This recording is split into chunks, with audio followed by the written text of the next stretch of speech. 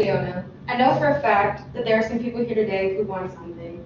That something may be a new laptop, a new car, or a new tattoo.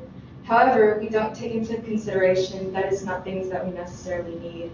It's well known that in many countries, people lack the things they need, such as drinkable water and food. My mother herself is from a third world country and was able to come to the United States to start a better life. She had many hardships, and to this day, she still tries her best to support her family across the globe. And from this, there is something fulfilling in having a simple, happy life, when the truth of the matter is, being rich doesn't always guarantee happiness. So today, I'll be telling you about instances where wealth isn't always everything. So to start, let's go over an Aesop fable called The Fir Tree and the Bramble. So the fir tree and the bramble is one of his lesser known tales. However, you can see the impactful message that it holds. As retold on collection of Aesop fables retrieved on September 20th, 2020, Aesop introduces two types of trees, a fir tree and a bramble.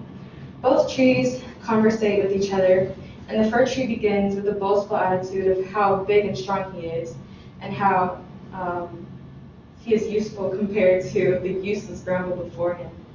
In rebuttal, the bramble doesn't come back with hateful words, but only says, "You wait till they come with their axes to chop you down. You'll wish you were a bramble and not a fir."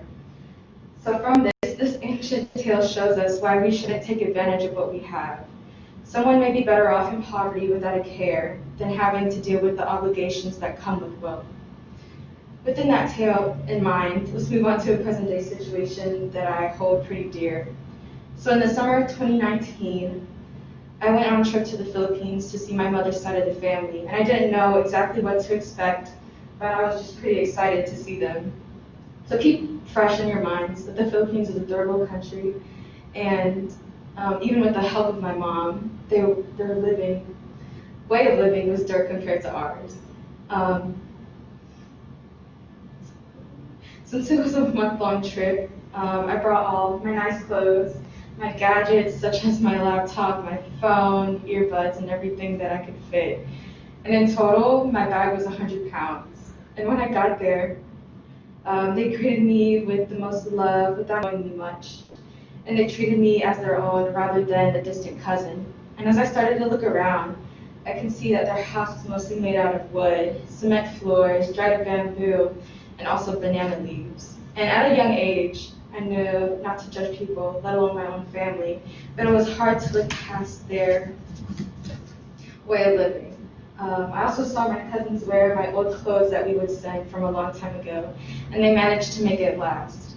They were never sad, nor never questioned the way they were living, and they were always grateful for what my mom was able to provide. And over those past few weeks, I adapted to how they would do things, as is wearing slippers. Since it's a tropical place, there wasn't any point of wearing shoes because it would always get dirty and have to clean them. And they would dress for comfort and availability rather than showing off what they had.